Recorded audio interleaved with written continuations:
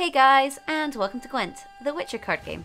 My name is Jaggerous, and today CD Projekt Red have revealed more Gwenty cards coming in the midwinter update. So let's take a look, have a wee bit of a chat, and see what we think about the next 20 cards. So, the first neutral card that they actually added is Boulder.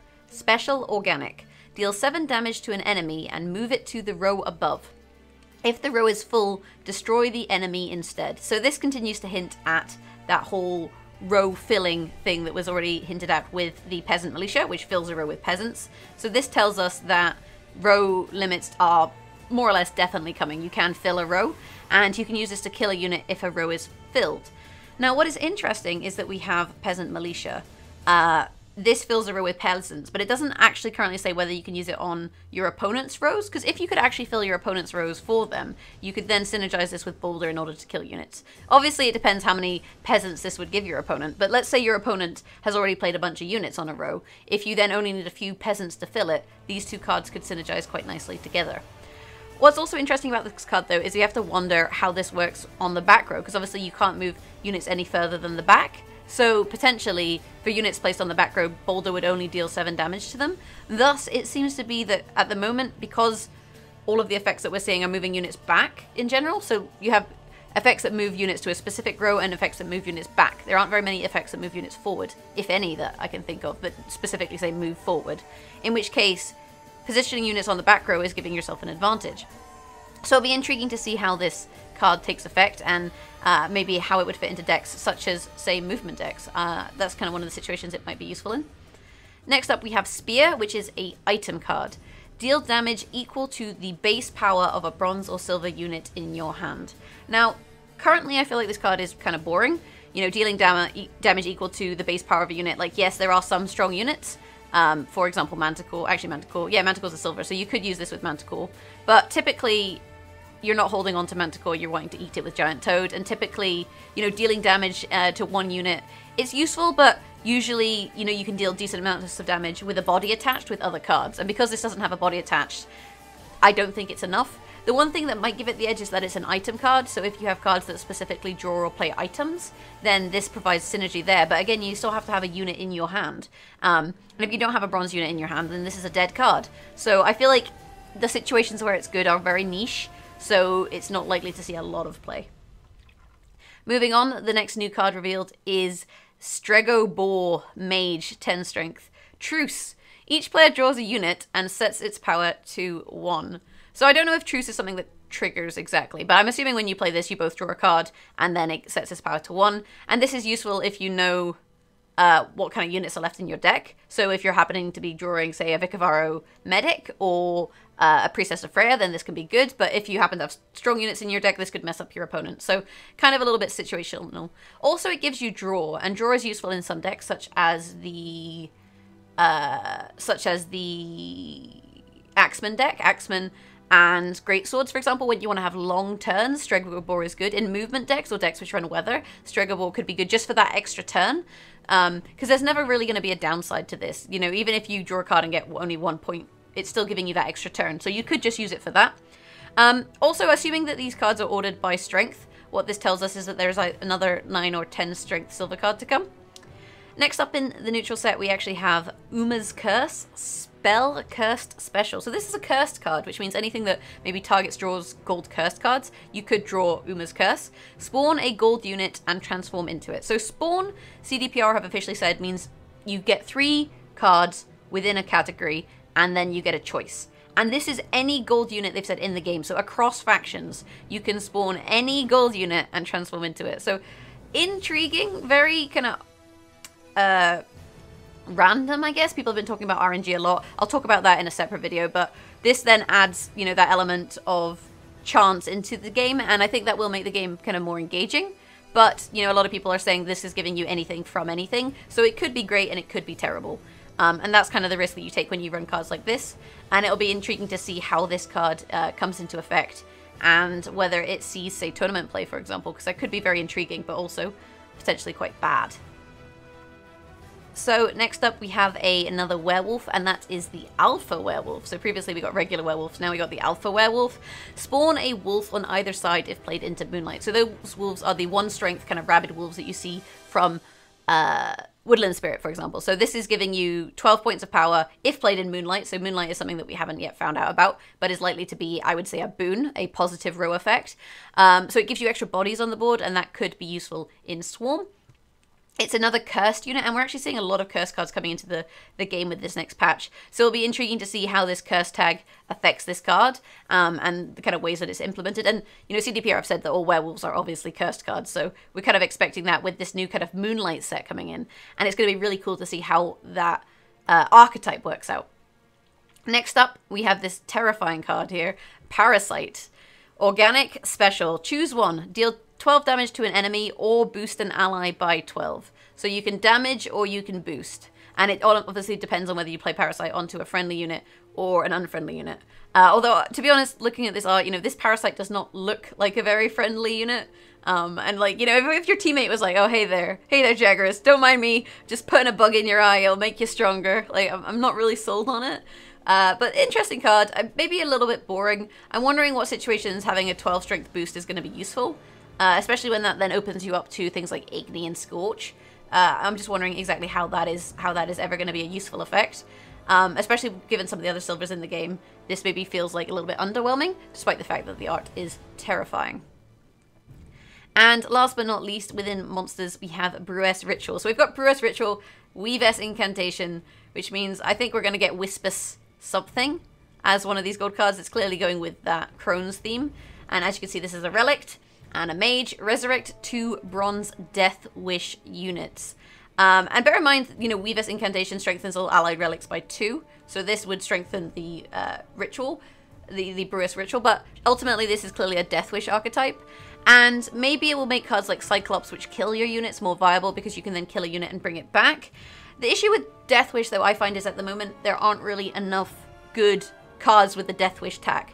There's lots of cards that synergize with Death Wish, but there's not very many cards where you want to be replaying them in terms of what their Death Wish is. So it's interesting. It's going to be interesting to see whether this card is going to be viable and how this is going to be useful. And I really think that they have to add some more bronze Death Wishes in this set in order to really bring Death Wish up and make it an actual archetype. I think Brewess Ritual will help, but we need those core Death Wish cards, and I don't think we currently have them in Gwent. So moving on to Nilfgaard, we then have Poultice Ointment. So this suggests, assuming that these strengths are, like I said, numerically ascending, that we're going to get 1, 2, 3, 4, 5, 6, 7 more special cards for Nilfgaard here. And Poultice Ointment, Alchemy Special Item. Choose one. Heal an ally and randomly split 5 boost between allies. So that means that you heal an ally and then there's 5 points of boost to be shared out. So if you only have 1 unit, they're getting all 5. If you have 2 units, it's probably getting split. If you have 3 units, you know, split 4, 5, and so on until basically the boost is shared out. It's not all on one target. Alternatively, you get to resurrect a bronze unit with 5 or less power. So this is giving Nilfgaard Resurrect. And some people, you know, feel like Resurrect is kind of a Skellige archetype, so maybe are unhappy with this, but it is capped at 5 or less power and bronze. But speaking of cards which are 5 or less power and bronze, we then have Slave Driver, who is an officer. Spawn a bronze unit from your opponent's deck. So what this does is it shows you 3 cards from your opponent's deck, and you get to choose one of them. And it spawns a copy, so you're not taking it away from them. But you are getting cards from other factions, and this will consistently give you cards from other factions, unless you're in a Nilfgaard mirror. So it's going to be interesting to see how this affects Gwent, and whether this level of RNG is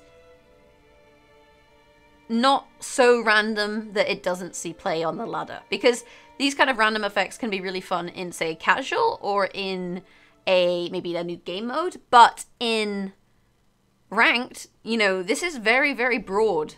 It's not spawn a cursed unit. It's not spawn a relic. It's spawn literally whatever your opponent is playing. And often your opponent's cards don't synergize with your cards.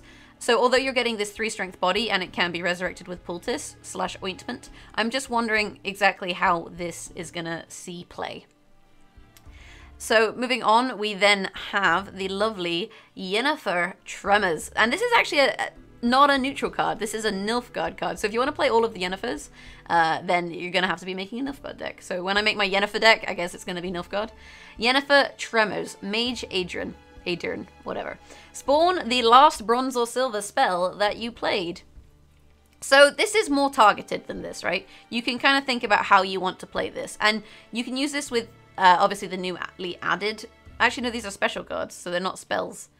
You have to find yourself some spells and then find synergy with Yennefer. So I'm just trying to think what is a spell in the current collection. Mahakam-Ale. You can use her to double play Mahakam-Ale. And I guess other spells, it honestly just depends on what is in the spell archetype at the point at which this card is, you know, added. So maybe we'll see some spells in these 1, 2, 3, 4, 5, 6, 7 extra, I would assume, special cards. But at the moment, I'm not entirely sure what is a spell, so I can't really pass judgment on this card. Let me know in the comments below, because obviously you guys seem to know everything. So let me know what is a spell, and I'll use that information to maybe make a better judgment. But targeted draw is kind of interesting, and this does give you, well, not targeted draw, this is a target in terms of what you play. But it does then limit you, because, you know, if you then play another spell to counter something, then, you know, you have an issue. Alzur's Thunder is an example of a spell, but that would just make this like Triss. So I'm not entirely sure. Not entirely sure. We'll see. We'll see. I guess Tremors is a spell. So then, like, you could play Tremors with this card, right? That would totally work. So, moving on to Northern Realms, we have some creepy looking cards you can see here. Tormented Mage. Mage Cursed. Look at 2 bronze spells or items from your deck, then play 1. So this, I think, is going to affect how you build your deck. Because if there's very specific spells or items that you want to play, then playing this card will give you the ability to find them and play them. And this is the kind of card that would maybe cause Spear to see play. Because with Spear, you know, you would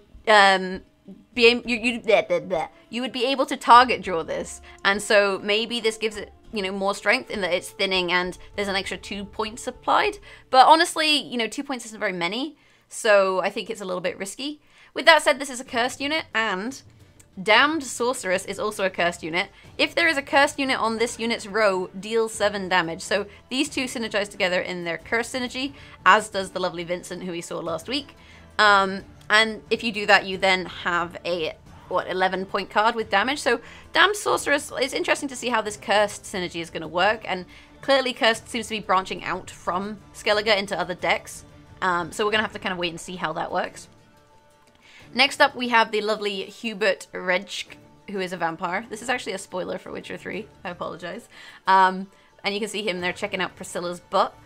Drain all boosts from units in your deck. So when you play him, he sucks all of the boosts off of units in your deck onto himself.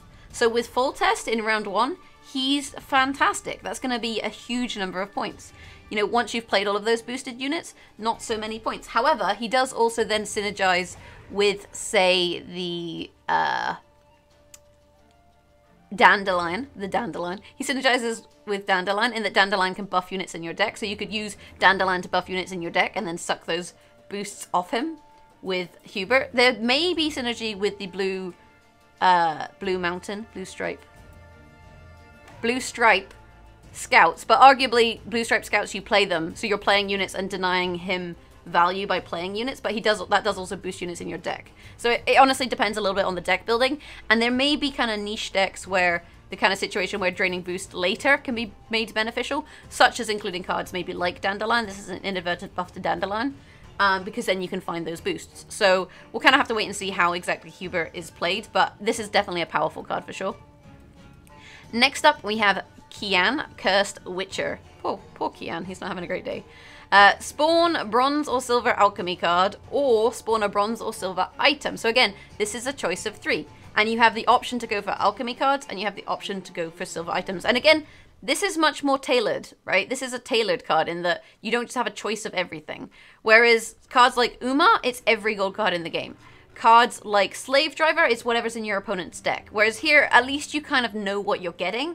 You know that you're going to be getting an alchemy card, and you know that you're going to be getting an item. And you have a chance to also know what those are. You know what is possible to be found. And you can also tech this, I guess, with other alchemy synergies, for example, or with other item synergies. So potentially a card that we'll see play, but again, we have to wait and see on how these kind of spawn effects average out, because that's what really matters when it comes to the rank ladder, is the average effect that you're going to be seeing. So next up we have the lovely Scoia'tael, and you can see here a panther, which is a beast. Deals 7 damage to an enemy on a row with less than 3 units. Well, first and foremost, Grandma Nazi Jaggerous is coming in hot, because that should say fewer than 3 units, because you can count units. Look it up. Just trust me on this one. So deal 7 damage to an enemy on a row with fewer than 3 units. So this is a card you want to play early, and it gives you kind of 11 value, but again, I feel like these kind of situationally locked units aren't going to see much play. Like maybe in movement, but movement, you know, you're only running 25 cards, so you're in kind of a niche situation anyway in that regard, in that, you know, this doesn't move anything. It does well with movement because you can dictate the number of units on a row, but if you draw this late on in a game, you know, you're not going to be seeing value. It's just a 4. And I think Panther, honestly, is probably too conditional based on current Gwent in order to maybe see play. But time will tell. You know, there might be beast synergies and it might be fantastic and I might be wrong. But currently, I'm not sold. Next up, we have Pavel Buja. No, so this card is actually based off of the community manager from Gwent. If you don't know what he looks like, he looks exactly like this card. And actually, CDPR do make cards that look like different devs and employees at CDPR, so it'll be interesting to see what other cards they add. But this is Pavko Gale, Soldier. Play a random bronze or silver item from your deck. So it says random, but if you know what bronze items are in your deck, say you run 3 bronze items, or silver items, so you run 1 silver item, this is targeted draw for that item. So this card is entirely dependent on the quality of items, and at the moment I feel like items are like kind of a bit meh, so we'll have to kind of wait and see how this works out once we have the full set of items, as to whether Pavko Gale is that good. I mean, if we scroll up to the bronze items, we can see we have Spear as an item, and Wyvern Scale's Shield is an item. So, you know, you can play both of these, but, you know, I'm not entirely sure what situations these are going to be that good. So we'll have to wait and see. I mean, I said both of them were kind of mediocre, to be honest. And then last but not least, in Scoia'tael, we have Xavier Moran, Dwarf, 9 strength. And bear in mind, these numbers are subject to change. So, you know, these might not be the strength that they are going into the game. Boost this unit by the starting power of the last dwarf you played. So if you play a big dwarf, you know, you're getting more points, but even then, the last dwarf you played, he's going to get boosted by his power. It's a dwarf, so it has dwarf synergies, and I could see this working in a dwarf deck. It really depends on more or less how dwarves work out, and obviously some dwarves like Barclay is not so great. Some dwarves like maybe Yarpen, which is a 7 strength dwarf, for example, could be quite good. That makes him like a 16-point play, which is fairly decent tempo. So this really depends on dwarfs and kind of how that works out, but starting power is like, you know, the power of the dwarf when it goes into your deck. So you can't boost dwarfs and then play a boosted dwarf and then make like a big fat Xavier. That doesn't work. So last but not least, we have Skellige. And first I have the Beastmaster. Soldier, Twirsek, spawn a bear.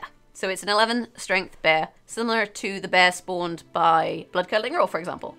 And actually though, when they showed this on the dev stream, the bear didn't have the doomed tag. So that bear might actually go to your graveyard, and it's an 11 strength bear, which means this is just 12 strength. You know, 12 points with no kind of downside. You get a beast, you get a bear.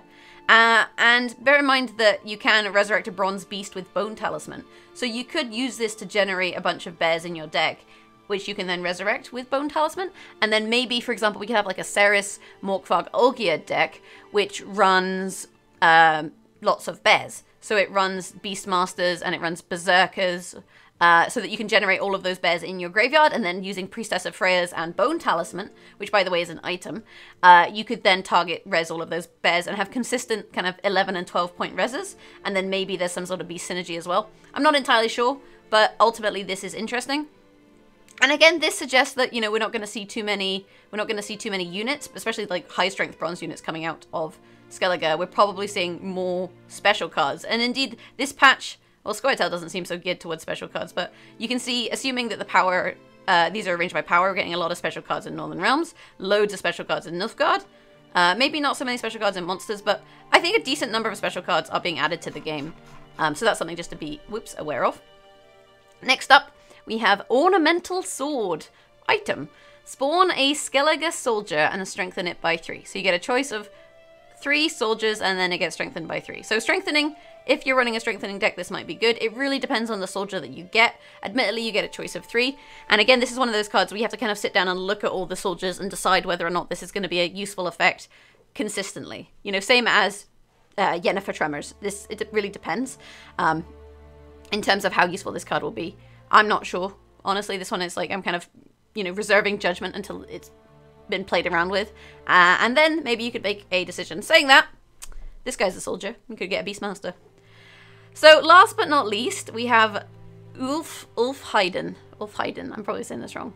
Cursed Beast. Deal 2 damage to each damaged enemy. So this guy is going to be pretty insane with Tremors, because you can play Tremors and literally damage every unit on the board. You can play Yennefer Chironex and literally damage every unit on the board. And then you can play Ulfheiden and get 2 damage to every single damaged enemy, which will then synergize with Darren. Whenever an enemy is damaged, boost this unit by 1. So I am so excited to play an Ulfheiden, Darren, Yennefer, Tremors, Axeman sort of deck. That is my forte, and this is a cursed unit, so bear in mind it has all of the synergies with cursed. And I think this is probably the card I'm most excited about out of the, you know, recently shown 20. I think Uma will be fun in that you have that whole kind of RNG element of drawing a gold, but you know, you really don't know what you're going to get. You could get something, you know, awkward. You could get something, you know, maybe more useful. I don't know. So yeah, that's kind of my thoughts on each card. Like I said, this is the one that I'm most excited about. But overall, I think that the new patch is going to shake things up like crazy. And you can't necessarily say for certain which cards are going to be good and which aren't. These are kind of my best guesses based on, you know, the current card set and what I know of the current card set and the general flavor of the cards. You know, some of the cards I've said are maybe poor might be really good. Some of the cards I've said are really good might be really poor. You know, it kind of remains to be seen.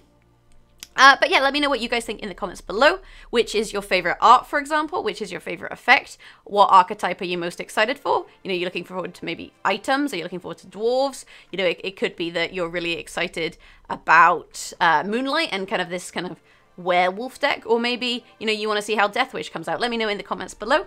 As always, I've been Jaggerous, and if you've enjoyed this video, you can subscribe to the channel. I will be giving my thoughts on cards as and when they come out, building up to the next patch, so stay tuned for that. Beyond that, you can find me on Twitch, twitch.tv/Jaggerous, and on Twitter @Jaggerous. Thank you so much for watching. Have a fantastic day, and hopefully I'll catch you guys in the next video. Bye!